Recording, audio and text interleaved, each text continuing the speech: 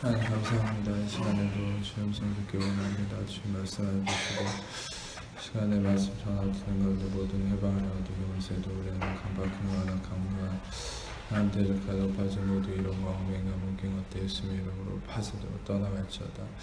성령님만 이곳에 환영을 초청 모셔드리고 인정을 지하오니 영광으로 임하시고 다스리시고 충만케 하시며 주의 나라 임하여 주시고 뜻이 하늘에서 이루어진 것 같이 땅에서 이루어지며 주께서 예비하신 것 신령 안에 30배, 60배, 100배 차고 넘치 열매 가득하도록 이 시간 주장하시고 역사해 주옵소서. 주 빛 가운데 예수님의 그릇만 증거되어 계시되어 드러나시고 나타나시고 오늘 예수님 홀로 영광 받으시고 찬양 받으신 모든 영광 존귀 창 예수님 홀로 받으시고 이 시간 오직 예수님만 계시하시고 나타내시고 영광으로 높임 받으시고 찬양 받으시옵소서. 모든 영광 존귀 창 예수님께 올려드리오니 주님 홀로 영광 받으시고 찬양 받으시옵소서. 주님 감사합니다. 주님께만 모든 영광 올려드리며 우리 사랑하시는 예수님 이름으로 기도합니다. 네. 오늘 말씀은 하나님께서 처음에 천지를 창조하시고 인간을 지으시고 나서 인간에게 하나님은 모든 것을 다 먹어도 된다. 그러니까 거기에 있는 모든 것은 부족함이 없는 상태를 얘기합니다. 제가 수요일날 설교 때도 얘기했듯이 이 다윗의 시편 23편에 고백한 것처럼 여호와는 나의 목자시니 내게 부족함이 없으리로다. 이 상태가 하나님이 인간을 처음 지으셨을 때 상태예요. 인간은 하나님 안에서 부족함이 없는 거예요. 지금 우리는 어떤 이 세상에 어떤 잘못된 부분들이 세상은 우리는 그리스도 안에서 새로운 피조물이 되었어도 세상은 아직 구원을 입지 못했기 때문에 이 세상은 저주 아래 갇혀 있잖아요. 세상은 항상 이 결핍의 허덕이죠. 그런데 에덴 동산은 결핍이 없는 곳이에요. 그 말은 뭐냐면 오늘 말씀을 단순히 하나님이 선악과 위에 모든 것은 먹어도 된다라는 식으로 보면 되는 것이 아니고 너가 각종 나무 열매는 네가 임으로 먹되, 그러니까 다시 말하면 모든 걸 다 먹어도 된다는 거예요. 저기 조용히 시키세요. 모든 걸 다 먹어도 된다는 거예요. 그래서 모든 걸 다 먹어도 된다는 이 말은 뭐냐? 결핍이 없는 상태인 거예요. 그러니까 결핍이 없다는 게 뭐냐면 아까 시편 23편의 얘기처럼 부족함이 없다는 거죠. 여러분 우리는 하나님 안에서 결핍이 없는 상태로 지음을 받은 거죠. 그러니까 오늘 16절의 말씀을 다시 말하면 네가 각종 나무의 열매는 임으로 먹되, 임으로 먹다는 이 말은 영어로는 every, 그러니까 모든 걸 먹어도 된다는 말인데 이것을 히브리어 원문으로 보면은 임으로라는 every란 말이 없어요. 재밌게도 아칼이라는 이 먹는단 말을 반복해서 쓰고 있어요. 아칼. 다시 말하면 먹고 또 먹어라. 너는 다시 말하면 무엇이든지 먹을 수 있다는 거예요. 아주 재밌게도 17절에 보면은 선악을 알게 하는 나무는 먹는 날에는 반드시 죽는다. 근데 반드시란 말이 없다고 그랬죠. 히브리어 원문에는 죽고 또 죽는다. 이렇게 무트, 데무트라는 말이 쓰였다고 그랬죠. 그러니까 다시 말하면 아주 이 성경은 이 성령께서 아주 대꾸적으로 이렇게 표현을 많이 해놨어요. 위에는 반복적으로 먹고 또 먹어요. 아래는 죽고 또 죽는다. 여러분 이것을 여러분들이 한 가지 어떤 부분으로 좀 볼 수 있어야 되냐면 죽고 또 죽는다는 반대말인 거예요. 먹고 또 먹는다. 다시 말하면 먹고 또 먹어야 산다는 거예요. 그러니까 우리는 다시 말하면 하나님께서 선악과 이외의 모든 것을 마음껏 먹고 살 수 있는 존재로 지었다는 거죠. 결핍이 없는 존재, 부족함이 없는 존재. 그런데 그 부족함이 없는 상태에서 우리가 한 가지 알아야 될 것은 하나님이 부족함이 없는 상태라는 것이 우리에게 무슨 의미가 있는가? 지금 여러분들이 반대로 우리는 왜 세상 속에서 결핍을 안고 삽니까? 왜 우리는 세상을 살아갈 때 이 저주받은 세상은 왜 결핍이 있습니까? 그 결핍이 있다는 것의 전제가 뭐죠? 전제는 항상 내가 뭔가를 대가를 치러야 되는 것이 있기 때문에 결핍이 있는 거예요. 내가 항상 뭔가를 대가를 치러야 된다는 부담을 안고 사는 그 상태 가운데서 실은 우리는 결핍의 문제를 안고 살아가는 거예요. 반대로 여러분 하나님이 이 세상을 지으시고 이 세상에 부족함이 없는 모든 걸 먹고 또 먹을 수 있는 상태는 뭐냐면 그것은 반대로 어떤 기반이냐면 모든 것이 다 대가가 치러지고 완성되어진 상태이기 때문에 우리는 마음껏 누릴 수 있는 상태인 거예요. 태초에. 아담의 상태는 하나님이 모든 걸 완성해놨기 때문에 마음대로 먹을 수 있고 자유가 있고 안식할 수 있는 상태인 거죠. 이해가 되십니까? 창세기 2장 2절을 보겠습니다. 창세기 2장 2절 읽겠습니다. 시작.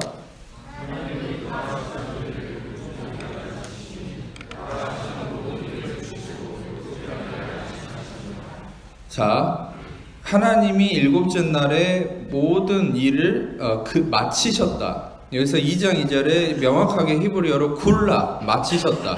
제가 말씀드렸죠. 예수님이 십자가에서 다 이루었다. 헬라어로 기록된 거는 테텔레스타이지만 예수님은 히브리어로 아람어를 쓰셨기 때문에 죽으실 때 굴라 두 자만 외치셨다는 거죠. 이 굴라가 뭐냐면 창세기 2장 2절에 하나님께서 이 세상을 짓는 일을 마치셨다. 이렇게 굴라예요. 히브리어가. 이게 뭐냐면 완전한 완성, 완전한 성취를 의미하는 거예요.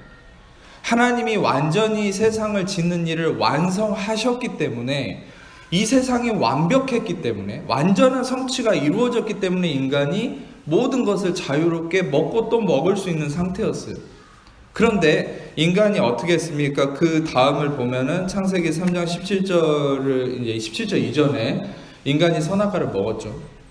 하나님을 대적하고 인간이 선악의 주체자가 되기 위해서 하나님의 선하심을 떠나서 자기가 주체자가 됨으로 선악과를 먹었죠. 먹는 순간 어떻게 됐어요? 인간이 저주를 받았어요. 먹는 순간 여러분 그것은 선악과를 먹었다는 것은 무엇을 의미하냐면 인간이 자기가 뭔가를 성취하겠다. 이것은 뭐냐? 아주 놀라운 말이에요. 왜냐하면 하나님이 완성해 놓은 것을 인간이 미완성으로 치부해 버리는 거예요. 지금도 여러분 제가 좀 결론적인 얘기지만 여러분들한테 계속 왜 율법과 은혜를 설명하냐? 은혜는 뭘 의미하냐면 은혜는 그리스도가 다 이루셨다는 것을 얘기하는 거예요. 그래서 다 이루심 안에서 우리는 마음껏 그리스도가 이루신 것, 십자가에 완성된 공로 안에 누리는 삶을 은혜라고 얘기하는 거예요. 그런데 율법은 뭐냐면 율법은 예수님이 다 이루셨다는 걸 부인하고 내가 내 행위로 뭔가를 또 완성하려는 삶을 살도록 하는, 촉구하는 그것이 바로 율법의 행위라고 얘기하는 거예요. 그러니까 제가 계속 설명하는 율법이라는 게 뭐냐?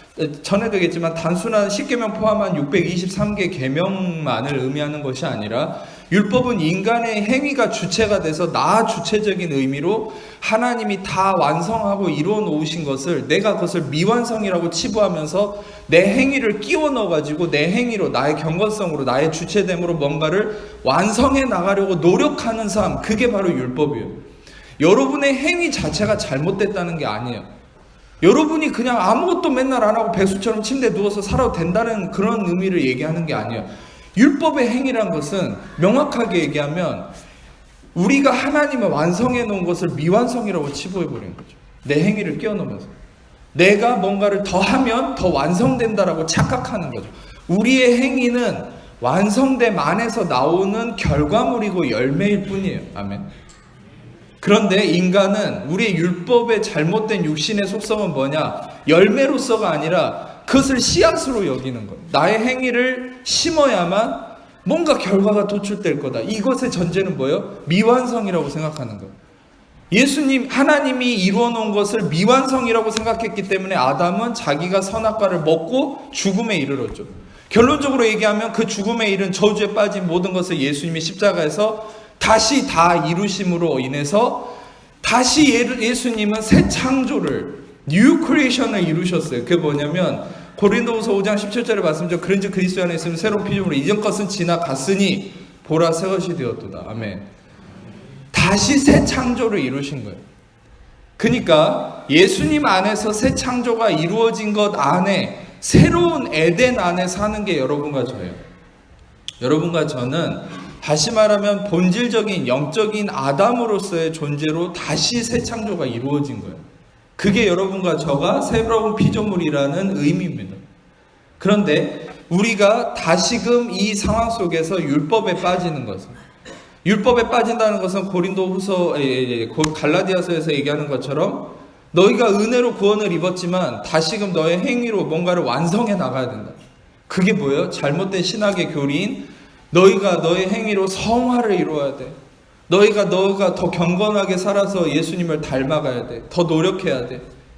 그것은 이단설이라는 거죠. 거짓된 거라는 거죠. 왜입니까? 예수님이 이뤄놓은 것을 부인하는 거예요. 갈라디아서 2장 21절에 뭐라고 얘기했어요? 만일 의롭게 되는 것이 율법으로 말미암았으면 그리스도께서 헛되이 죽은 것이다. 바울은 그렇게 변증하고 있어요. 너희가 만약에 예수님이 다 이루어 놓으셨는데 그 믿음 안에서 행하지 않고 너의 행함과 경건함과 너의 주체됨으로 뭔가를 끼워 넣어서 뭔가를 완성하려는 그런 마음이 있다면 그것은 예수님의 십자가의 죽으심을 헛되이 만드는 것이다. 전에도 제가 이 부분을 강조했듯이 우리는 이 육신에 속아서 마귀는 그 육신을 자극하는 거예요. 하루에 살아가면서도 매 순간 아침에 일어나면서부터 저녁에 잘 때까지 너 이걸 해야 돼. 네가 대가를 치러야 돼. 너 이거 안 하면 넌 죽어. 넌 망할 거야. 여러분, 예수님의 십자가에서 다 이루었다 할 때 여러분의 질병, 고통, 저주, 악한 모든 문제를 죄값을 다 치르셨어요. 할렐루야. 대가를 다 치르심을 믿고 우리는 그 안에서 안식함으로 감사하고 기뻐하고 찬송함으로 나아갈 때 우리는 더 놀라운 일을, 더 어떤 면에서는 더 능가하는 일을 할 수 있는데, 여러분, 우리는 그런 안식함을 누리지 못하고 내가 뭔가를 겨우겨우 해내야 된다는 삶 속에 살아가면 해야 될 것도 못하는 거예요.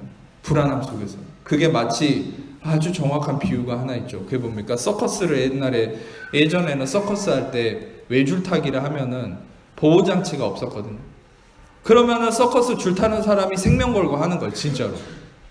서커스를 이게 줄 타는 사람이 보호장치가 없이 그냥 떨어지면 죽는 겁니다. 아니면 다리가 부러져서 그냥 평생 불구가 되거나. 그러면 어떻게 돼요?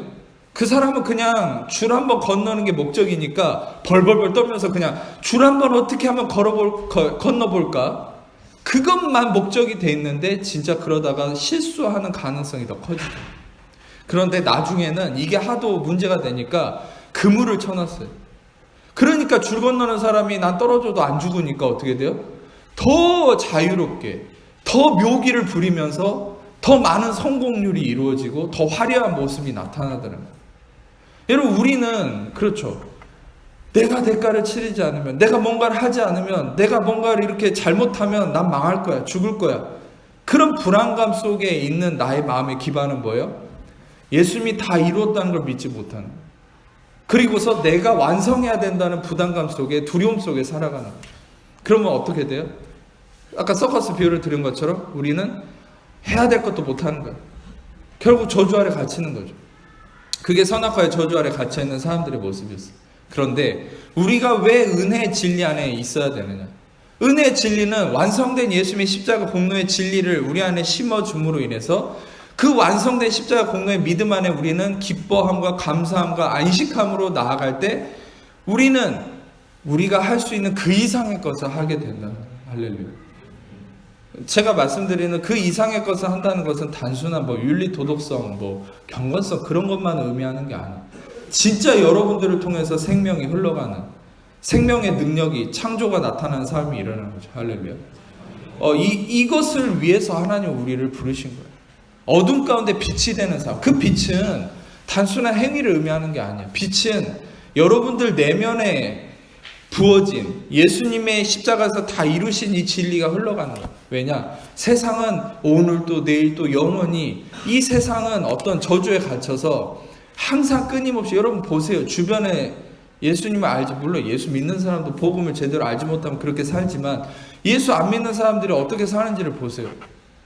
항상 암담한 미래를 두려워하면서 하루하루 내가 대가를 어떻게 치를까 불안해하면서 술, 담배나 이 세상 것으로 내 그런 불안함을 커버치면서 살아가죠. 응급처치 하듯이. 근데 그건 응급처치가 아니죠. 결국 우리는 복음의 진리를, 완전한 진리를 깨달을 때, 그 진리를 깨닫는다는 게 뭐예요? 단순히 예수 믿고 죽으면 천당 갑니다. 이게 복음이 아니에요. 완전한 복음은 예수님의 십자가에서 다 이루셨다는 걸 믿는 거예요. 우리는 그 믿음 안에서 출발하는 거예요. 우리는 여전히 예수님을 안다고 하면서도 예수님이 다 이루셨으면 믿는 게 아니라 내가 이루어야 된다는 생각을 갖고 산다면 여러분들은 지금 굉장한 어떤 면에서는 사생아처럼 사는 거예요. 아버지가 없는 아들처럼. 아버지가 유력한 사람이고 힘 있는 왕이고 뭐 힘 있는 사람인데 자녀는 마치 자기는 아버지가 없는 것처럼 사는 거랑 똑같은 거죠. 자, 하나님께서 이렇게 말씀하시고 나서 인간이 죄를 짓고 저주를 받았을 때 창세기 3장 17절을 보겠습니다. 17절을 한번 읽어보겠습니다. 시작.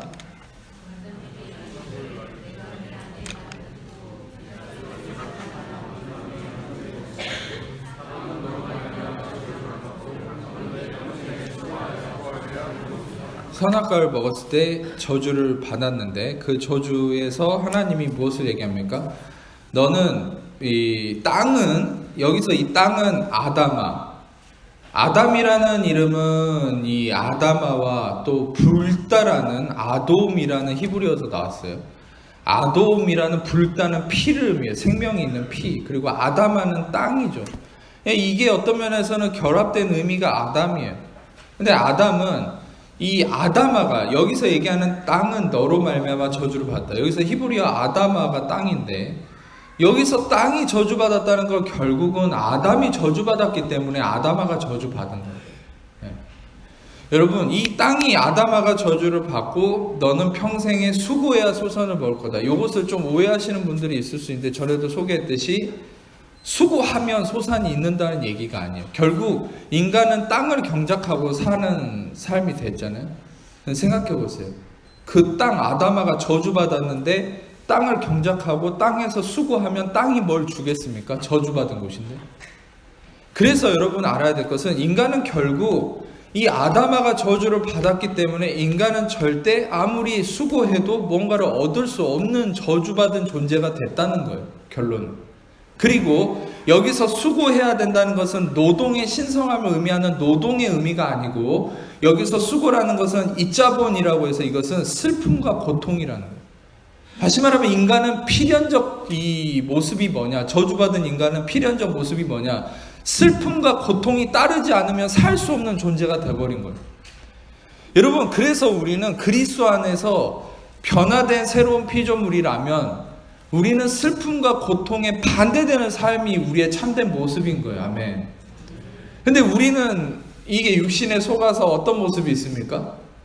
어느 날 마음이 평안하고 그러면 이상하다고 생각되죠. 이러면 안 되는데 왜 이상하게 오늘 마음 편안하지? 뭐가 있으려고 하나? 그러니까 여러분, 그게 잘못된 거예요. 우리는 기본적으로 우리의 자연스러운 모습이 항상 평안함이 유지돼야 돼요. 그러다가 마음에 불안함이 있으면 그게 뭔가의 사인이지, 우리는 하나님이 기본적으로 평안함을 누리도록 새 창조를 지으신 게 여러분과 저예요. 아멘. 그래서 여러분들은 평안하면 이상한 게 아니라 오히려 불안하면 이상한 거예요. 불안하면 이상한 것을 여러분들이 감지해야 되는 것이죠. 인간은 이런 저주에 빠졌죠. 19절을 다시 읽어보겠습니다. 시작.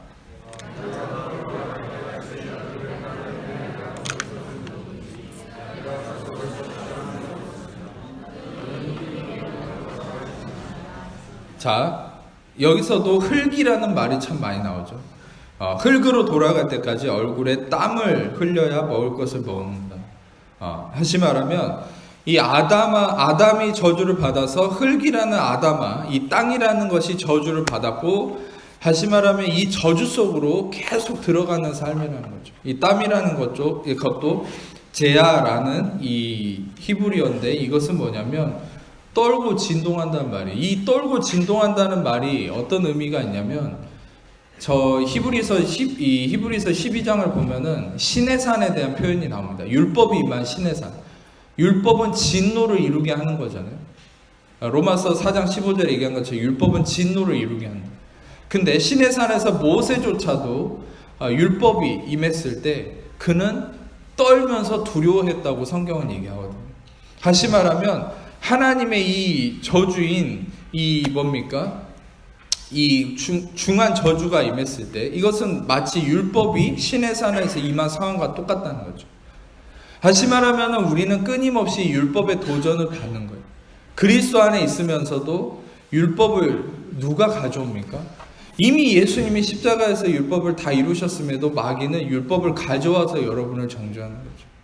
여러분들이 손에 쥐어야 될 것은 율법이 아니고 생명의 성령의 법인 예수 그리스도. 예수 그리스도께서 십자가에 다 이루셨다. 이것을 붙잡아야 되는 것이죠. 자, 갈라디아서 5장 4절을 읽겠습니다. 시작.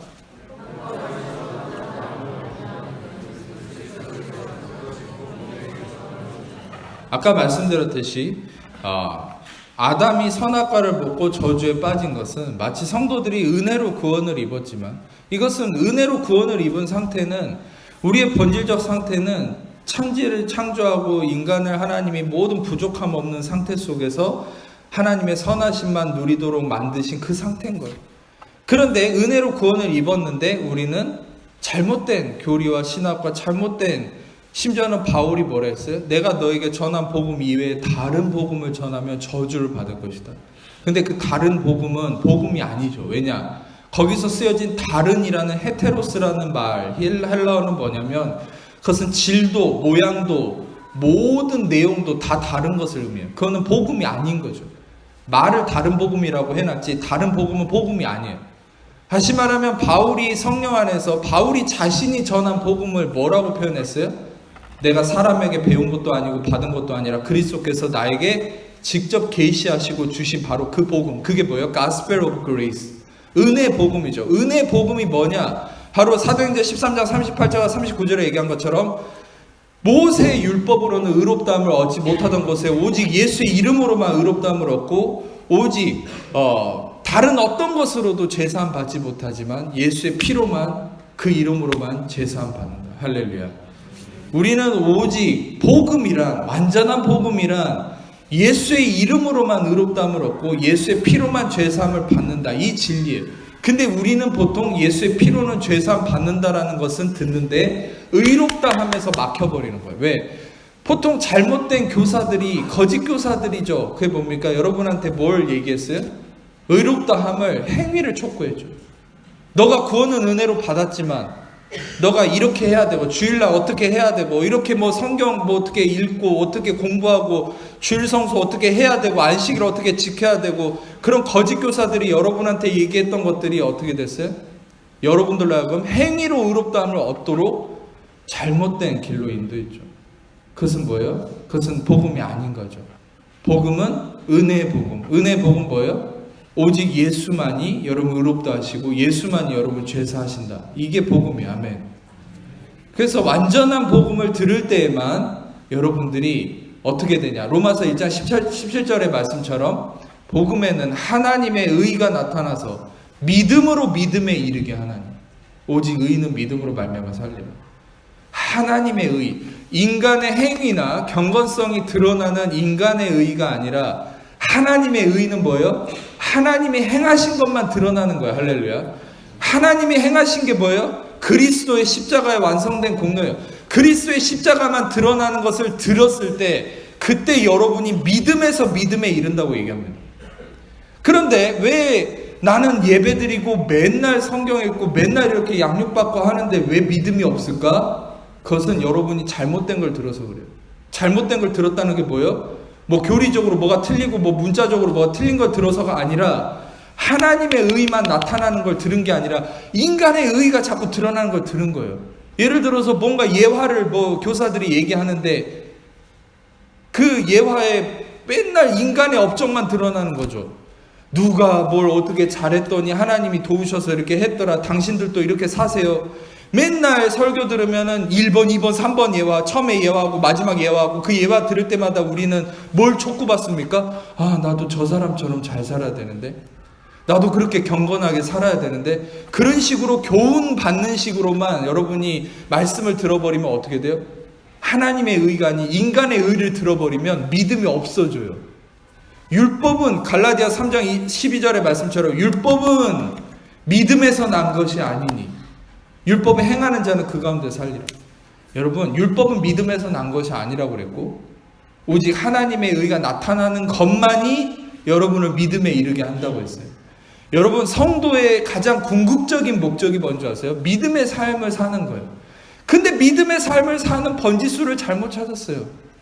항상 믿음의 삶은 나의 행위가 초점이라고 생각했죠. 그게 아니에요. 믿음의 삶은 하나님만이, 하나님의 행하신 그 십자가의 복음만이 드러나는 것을 오로지 들었을 때 믿음이 되는 거예요. 근데 이것도 잘 들으셔야 돼요. 하나님의 행하심도 있고 인간의 행함도 있고 막 이게 짬뽕으로 섞이면은, 전에도 비유했죠. 이 생수에 누가 0.0001mg 똥덩어리 들어가면 누가 이걸 마실 수 있겠어요? 물론 그렇게 들어갔을 수 있겠지만 모르니까 그냥 마시겠죠. 근데 진짜 내가 여기에 이제까지 여러분이 그걸 모르고 살았는데 지금 여러분이 저를 통해서 계속 들어왔잖아요. 그러면 들었으면 이제 분별해야죠. 할렐루야. 똥덩어리가 들어있다는 걸 분별하셔야죠. 근데 알면서도 여기 똥 뭐 0.0001mg 들어갔는데 어차피 내 내장에서 다 소화가 일어나니까 난 그냥 마실래. 그런 사람 누가 있어요? 여러분, 우리는 절대 그 독국물이 들어가는 것을 조그만 미량이라도 들어가면 마실 수 없는 거예요. 하나님의 의와 인간의 의가 섞일 수는 없는 거예요. 우리는 그것을 밸런스라고 얘기할지 몰라도 하나님은 조금이라도 인간의 의가 들어가는 것을 믹스처, 혼합물이라고 얘기하세요. 우리는 어떤 면에서는 복음을 혼합물로 만들어버렸어요. 순전한 복음, 완전한 복음을 여러분이 들을 때 믿음에 이르고 그 믿음에 이르는 삶은 여러분을 완전한 생명으로 인도하는 거예요. 할렐루야. 여러분, 저는 여러분에게 한 가지 명확한 답을 얘기해 드릴 수 있어요. 그 답이 뭐냐? 왜 교회 다니고 예수 믿는데 아직도 내 마음에 안식이 없을까? 기쁨이 없을까? 아직도 어떤 면에서는 나는 왜 뭔가에 매여 있는 사람처럼 살까? 여러분, 문제가 없다는 게 아니에요. 문제는 다 있어요. 아무리 예수님도 풍랑이 불었어요. 예수님에게도 그분은 완벽한 분이었지만 풍랑이 일었어요. 우리의 삶에 여러분이 아무리 완벽하다 해도, 아무리 은혜 복음을 다 깨달았다 해도 문제는 있어요. 그러나 제가 말씀드린 것은 왜 자유함이 없을까? 왜 안식함이 없을까? 왜 항상 두려워하고 염려할까? 왜 매여 있을까? 이걸 얘기하는 거예요. 왜 왕같은 제사장의 삶을 살지 못할까? 그것은 무엇입니까? 그것은 여러분이 완전한 믿음이 아니기 때문에. 완전한 믿음은 무엇 때문에 제한되는 거예요? 아까도 얘기했듯이 하나님의 의와 인간의 의가 섞여 있는 거예요. 그래서 이재방 목사의 설교를 통해서 여러분들은 이걸 계속 희석시켜 나가는 거예요. 어떻게? 인간의 의를 계속 없애는 거죠. 그리고 은혜의 십자가의 복음을 통해서 예수님의 의만 드러나는 이 진리가 여러분을 계속 씻어내게 하는 거예요. 할렐루야. 그러니까 이재방이가 뭘 잘 알고 공부를 많이 해서가 아니에요. 제가 왜 전하는 복음을 계속 들으라고 얘기하냐면 저는 사람 얘기를 하지 않으니까요. 저는 여러분 날밤 새도록 이 시간에 여기 서서 성경 전체를 통해서 하나님이 행하신 예수님의 십자가의 완전한 복음만을 얘기할 수 있어요. 성령님이 인도하신다면. 인간의 얘기할 시간이 없는 거예요.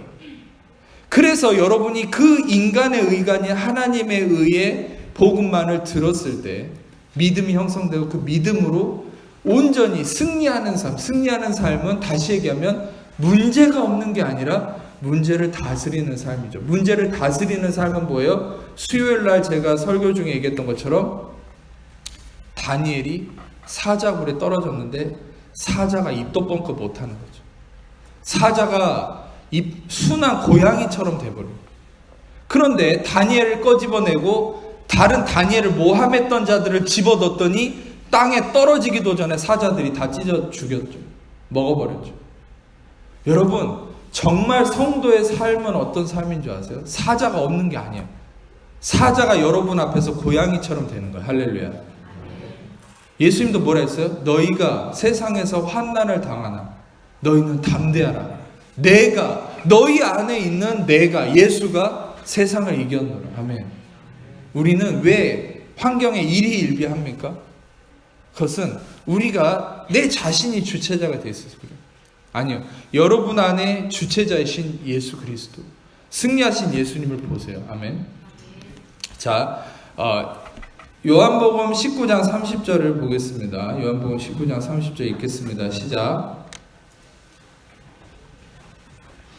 자, 읽어드릴게요. 예수께서 신포도주를 받으신 후에 이르시되 다 이루었다 하시고 머리를 숙이니 영혼이 떠나가셨다. 예수님께서 십자가에서 다 이루었다. 여러분, 이것도 의미가 있죠. 신포도주를 받으셨다. 이것은 전에도 소개했듯이 이스라엘의 이 저주에 관한 속담 중에 아버지가 신포도를 먹으면 아들의 이가 시다, 이런 속담이 있어요. 이게 뭐예요? 아버지가 신포도를 먹었는데 아들의 이가 시다. 이게 뭐냐면 가계의 저주. 그러니까 다시 말하면 이거는 단순한 집안의 저주를 의미하는 게 아니라 아담으로부터 온 인류에 이어진 이 저주의 연속성을 의미하는 거예요. 근데 예수님이 쓸개탄 포도는 먹지 않았어요. 이건 마취제거든요. 쓸개탄 포도는 먹이려고 그랬는데 예수님이 거부하셨어요. 왜? 예수님은 고스란히 모든 마취가 아닌 고통을 본인이 받으셔서 우리의 고통을 자유케 하시려고. 아멘. 근데 신포도는 받으셨어요. 마지막에. 왜? 바로 이 아담으로부터 이어진 저주를 끊으시기 위해서. 할렐루야. 다시 말하면 예수님이 신포도를 받으시고 다 이루었다. 쿨라. 아까 말씀드렸죠. 천지를 창조하시고 쿨라. 예수님이 다 이루시고 쿨라. 이게 뭐냐면 새 창조죠. 아담이 다 망쳐놓은 것을 예수님이 다시 이루어놓으시고. 수순이 이렇게 돼요. 하나님이 천지를 창조하고 인간을 다 누리게 하셨는데 인간이 선악과를 먹고 다시 말하면 자기 주체자가 돼서 다 망쳐놨어요. 그래서 저주받고 온 인류가 다 망가졌어요. 죄악과 저주 아래에 묶여있어요. 근데 예수님이 다 이루셨어요. 본인이 저주 받으시면. 그래서 어떻게 됐어요? 우리는 다시 새로운 에덴 안에서 그리스도 안에서. 여러분, 그러면 이렇게 질문할 수 있죠. 그러면 새로운 에덴 동산은 어디 있습니까? 라고 얘기할 수 있는데 바로 새로운 에덴 동산을 성경은 어디 있다고 얘기하냐면 in Christ, in Christ. 예수 안에. 여러분 예수 안에 계십니까? 아닙니까? 여러분 예수 안에 있습니까? 여러분이 예수 안에 있다면 여러분 지금 에덴에 있는 거예요. 에덴에 있는데 에덴을 못 누리는 것 뿐이지 여러분이 이걸 깨달으면 에덴의 삶을 사는 거죠. 할렐루야. In Christ. 예수 안에 있는 게 바로 새로운 에덴이에요.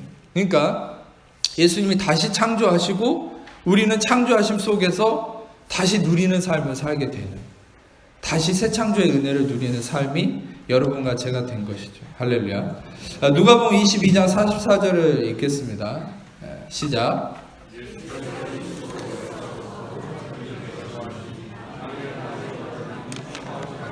네, 예수께서 십자가에 잡히시기 전에 겟세마네 동산에서 기도하실 때 힘쓰고 애써 더욱 간절히 기도하셨는데 땀이 땅에 떨어지는 핏방울같이 됐다. 이 구절은 너무나 놀라운 구절. 이 구절은 창세기 3장 19절하고 완전한 연동이 이루어지는 구절. 창세기 3장 19절이 뭐가 나왔어요? 네가 흙이니 흙으로 돌아간다. 흙이 저주를 받았다. 여러분 자 보세요. 3장 17절에도 그렇죠. 땀을 흘려야 소산을 얻을 것이다. 땀을 흘려야 된다. 흙이 저주받았다. 이런 저주에 갇혀있는 인간을 향해서 예수님이 누가복음 22장 44절에 이 행하심의 이 구절은 엄청난 예수님의 대가지부를 나타내는 구절이죠. 그게 뭐예요? 예수님이 힘쓰고 애써 더욱 간절히 기도해요. 인간이 힘쓰고 애써야 되는 저주에 빠졌는데 예수님이 힘쓰고 애쓰심으로 우리는 이제는 힘쓰고 애쓰는 삶이 아니라 우리는 예수님의 공로 안에서 안식을 누리고 자유함을 누리고 다스리는 삶이 된 거예요. 아멘. 여러분 제가 여러분들이 직장에서 힘쓰고 애써서 삶을 사는 그런 걸 부인하는 게 아니라 여기서 힘쓰고 애쓴다는 의미는 아까도 얘기했잖아요. 그저 슬퍼하고 고통스러워하고 내가 대가를 치러야 된다는 부담 속에서 불안해하고 염려하고 두려워하는 삶을 의미하는, 그럴 필요가 없다.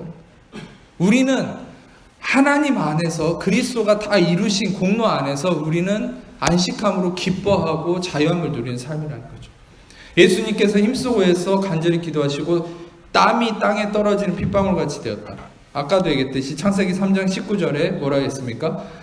네가 흙으로 돌아갈 때까지 얼굴에 땀을 흘려야 된다. 근데 여기서 이 땀은 제아라는 건데, 이 아주 재밌는 것은 히브리어가 헬라어로 쓰여진 셉터진이라는 70인역의 성경이 있어요. 이 구약 성경도 헬라어로 쓰여졌는데 근데 여기서 이 창세기 3장 19절에 땀을 히드로스라는 헬라어로 썼는데 이 히드로스를 바로 예수님이 누가복음 22장 44절에서 흘리신 거죠. 누가복음 22장 44절 헬라어로 예수님이 히드로스, 이 땀을 흘려서 이것이 땅에 떨어진 핏방울 같이 되었다. 바로 예수님의 이 대가를 치르심의 땀이 아담아에 흐른 거예요. 자, 놀랍게도 우리의 저주받은 그 상태에 예수님의 땀이, 바로 예수님의 피가 그 대가집으로 여러분에게 흘러서 여러분은 자유케 된 거예요. 할렐루야. 지금 이 복음의 말씀을 듣는 자는 모든 저주로부터 자유케 되었음을 선포합니다. 자, 여러분들이 이미 자유케 됐지만 마귀의 속임으로 인해서 저주 걸린 것처럼, 저주 받은 것처럼 사는 자들이 있어요. 지금 이 말씀의 진리를 통해서 듣는 자는 모든 저주가 떠나갔습니다. 할렐루야. 자, 다시 한번 얘기할게요. 예수님의 이 대가지불의 땀이, 바로 피 흘림의 대가지불이 우리에게 흘러서 이 모든 여러분을 속인 마귀의 저주가 떠나갔어요. 아멘. 그리고 이것이 핏방울 같이 됐다. 바로 예수님의 대가지불로 인해서, 이 땀 흘리면 예수님의 대가지불이죠. 우리가 슬퍼하고 고통하는 게 아니라 예수님이 슬퍼하시고 고통하시고 십자가에 찢기시고 피와 물을 다 쏟으시고, 물과 피가 다 쏟아진 것도 창을 위에서 아래로 찔렀는데 이게 심장까지 올라가서 심장의 심낭층을 찌르니까 심낭층에 고였던 물과 몸의 모든 피가 다 분리돼서 쏟아지는 것을 얘기하는. 다시 말하면 예수님의 물과 피가 다 쏟아짐으로 인해서 우리의 모든 대가가 다 치러진 거예요. 이것은 무엇을 또 정확하게 얘기하냐? 갈라디아 3장 13절과 14절을 믿음으로 선포하면서 읽겠습니다. 시작.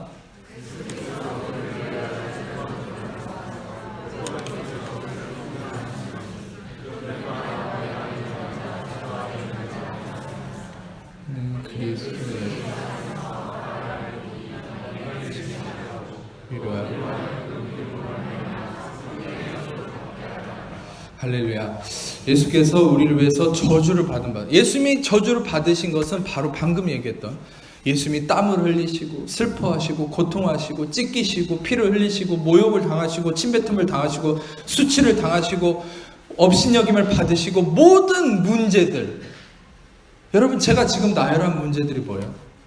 여러분들이 지금 이제까지, 저도 마찬가지로 마귀한테 속아서 당해왔던 모든 수치와 문제들이잖아요. 근데 실상 그 모든 걸 예수님이 이미 감당하셨어요.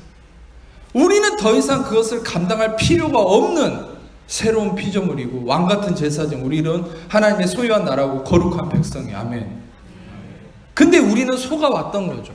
마귀가 율법으로 어떻게 속였어요? 넌 그걸 잘못했잖아. 너 어제도 그걸 잘못했고 방금도 그걸 잘못했고. 마귀는 계속 우리를 정죄해요. 율법을 가지고.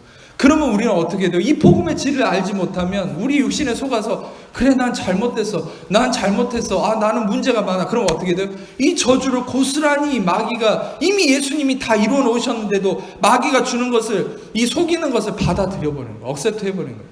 여러분, 한 가지 마지막으로 얘기하면 우리는 거부할 수 있는 권리가 있는 거예요. 여러분, 마귀는 끊임없이 여러분 생각을 통해서 속이는 거 아십니까? 질병도요, 그냥 온 게 아니에요. 끊임없이 여러분이 동의했기 때문에 뭔가가 생긴 거예요. 여러분 마음의 우울함이나 어떤 삶의 문제도 마찬가지예요. 끊임없이 뭔가를 동의했기 때문에 그 문제가 생긴 거예요. 뭘 동의해요? 끊임없이 마귀가 여러분의 마음에 두드린 거죠. 너 잘못했잖아. 너 죄인이야. 너 그러면 죽을 거야. 그런 것을 계속, 여러분, 예수님도 여러분의 마음을 두드리지만 마귀도 여러분의 마음을 두드려요. 근데 우리는 마귀한테 문을 열었죠. 왜? 그거 속은 거예요. 복음이 없으니까. 그래, 나 잘못했다. 난 망할 거야. 난 이런 잘못이 있고 난 이런 허물이 있기 때문에 난 대가를 치러야 돼. 그럼 마귀가 주는 것을 받아들여서 어떻게 돼요? 진짜 대가를 치르는 것처럼 저주를 받아들여 버리는 거예요. 실상 여러분의 본질은 저주에서 자유케 된 존재인데 거짓된 저주를 받아들여서 그 저주에 매여서 사는 거죠. 마귀한테 묶여가지고. 성도임에도. 그런데 여러분들, 저는 어떤 면에서는 이 복음이, Gospel of Grace, 제가 전하는 이 복음이 성도들한테 더 필요해요. 왜? 거짓말에 속아 있으니까. 여러분들은 이제, 저도 마찬가지고 이 설교를 하는 저도 제 자신이 가장 많이 싸우는 게 뭔지 아세요? 이 부분이에요. 저는 무슨 완벽하니까 이 설교를 가르치듯이 한다고 생각하십니까? 제가 제일 많이 넘어지는 게 이런 부분이에요. 이렇게 설교하지만 저도 매일같이 저 같은 사람이 제일 많이 이런 부분에 힘들다고 생각하지 않으세요? 직책이 목사, 뭐 여러 가지 상황들이 있잖아요. 그러면은 얼마나 마귀가 속인 줄 아세요? 너 이것도 잘못했고 저것도 잘못했고. 그러면 제가 복음의 말씀을 듣고 깨달을 때는 괜찮아요. 근데 또 가만히 있거나 넉넉히 있으면 갑자기 들어와서 정죄감이 일고 힘들어지면 마음이 우울해지고 불안한 거예요. 저만이 아니죠. 모두가 마찬가지죠. 그런데 제가 이런 말씀을 전할 때, 이런 말씀을 다시 깨우칠 때 다시 자유함이 일어나고 승리가 일어나요. 여러분도 다시금 이 말씀을 통해서 벗어나야 됩니다. 아멘. 깨어나야 됩니다. 다시 일어나야 됩니다. 그 진흙탕에서 자리를 털고 일어나야 됩니다. 마치 사도행전 14장에 얘기한 것이 나와 있는 이고니온의 안진뱅이가 바울이 전하는 그 복음, 예수의 이름으로만 죄사함받고 의롭다함을 얻는다는 이 복음을 이고니온의 이 안진뱅이가, 루스드라의 안진뱅이가 듣고서 들고 일어나 버렸죠. 여러분, 우리는 들고 일어나야 돼요. 할렐루야. 여러분과 저는 안진뱅이가 아니에요. 여러분과 저는 걷는 자예요. 뛰는 자예요. 할렐루야. 그 죄악과 저주에 묶여서 항상 염려하고 불안해할 자가 아니라는 거예요. 우리는 이제 자유케 되었음을 믿으세요. 오늘 말씀을 통해서 다시금 예수님이 십자가에서 다 이루셨음을 믿으세요. 우리가 해야 될 일은 항상 예수님이 다 이루셨다는 것에 초점을 맞추는 거예요. 그러면 마지막으로 이것만 짚어드릴게요. 목사님, 근데 예수님이 다 이루셨다는 걸 믿으려고 해도 잘 안 믿어져요. 그렇기 때문에 그냥 단순히 예수님이 다 이루셨다는 것만 무슨 암기하듯이 읊을 게 아니고 방금 제가 말씀드렸던 원리를 계속 생각하는 거예요.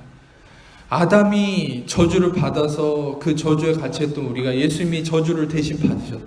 우리는 항상 예수님이 대신 하셨다는 것에 초점을 맞춰요. 우리를 대신 하셨다는 것에 초점을 맞추고 묵상하면 그때 우리의 양심이, 우리의 마음에 이 모든 거짓이 빛 가운데 드러나는 거예요. 예수님이 여러분을 대신해서 질병을, 저주를, 고통을, 문제를 십자가에서 다 짊어지셨어요. 할렐루야. 그가 채찍에 맞음으로 우리는 나음을 입고, 그가 징계를 받음으로 우리는 평화를 누려. 아멘. 예수님이 대가를 치르시고 완성하심으로 여러분 이미 자유케 되었습니다. 여러분 승리자입니다. 여러분 안식할 수 있습니다. 안식할 수 있습니다. 제가 안식해야 된다는 걸 얘기하기보다 안식할 수 있습니다. 안식이 우리 겁니다. 안식한다는 것은 마음껏 기뻐할 수 있는, 자유함을 누리는 거예요. 우리가 상황을 내려다보는 거예요. 할렐루야. 올려다보는 게 아니라 내려다보는 거예요. 여러분은 이 에베레스트 산을 정복하기 위해서 노력하는 삶이 아니라 예수님의 등에 업혀서 여러분의 에베레스트 산 위에 올라와 있는 사람이에요. 할렐루야. 여러분들은 예수님이 그 산을 정복하셨고 이 모든 저주받은 이 모든 것을 정복하심으로 우리는 예수님과 함께 그 모든 것을 내려다보는 성취된 자가 여러분 거죠. 아멘. 여러분 이 믿음으로 안식하고 승리함을 누리는 삶이 되시기를 축복합니다.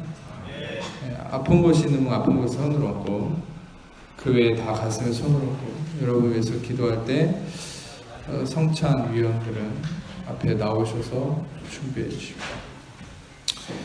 주님 감사합니다. 예수님이 십자가에서 대가를 치르시고 온전케 하셨음을 믿고 죽으시고 부활하신 예수의 이름 명하노. 하나님 자녀를 벗고 있는 모든 염려, 의심, 불안, 저주, 두려움, 삶의 문제, 질병, 고통, 마귀, 엉맹과 저주, 악함과 모든 거짓된 속임도 예수의 이름으로 떠나갈지어다. 자유케 될지어다. 머리끝 발까지 예수의 피를, 예수의 대가지불에 완성된 십자가 공로의 피를 뿌리고 덮느라 예수의 이름으로 온전케 되었음을 선포합니다. 귀의 이명의 모든 문제 예수의 이름으로 떠나갈지어다. 온전케 되었음을 선포합니다. 목의 모든 통증과 아픔 예수의 이름으로 떠나갈지어다. 온전케 되었음을 선포합니다. 성대 결절의 문제 예수의 이름으로 온전케 되었음을 선포합니다. 예수의 이름으로 입술의 모든 아픔과 문제 예수의 이름으로 온전케 될지어다. 온전케 되었음을 선포합니다. 다시금 목뼈의 문제 예수의 이름으로 온전케 될지어다. 온전케 되었음을 선포합니다. 가슴의 통증 예수의 이름으로 온전케 될지어다. 온전케 되었음을 선포합니다. 엉덩이 뼈의 문제 예수의 이름으로 온전케 될지어다. 온전케 되었음을 선포합니다. 주님 감사합니다. 여성의 유방의 문제 모든 종양이나 모든 문제 예수의 이름으로 온전케 될지어다. 온전케 되었음을 선포합니다. 복통 예수 이름으로 떠나갈지어다. 온전케 되었음을 선포합니다. 장 트러블 예수 이름으로 온전케 될지어다.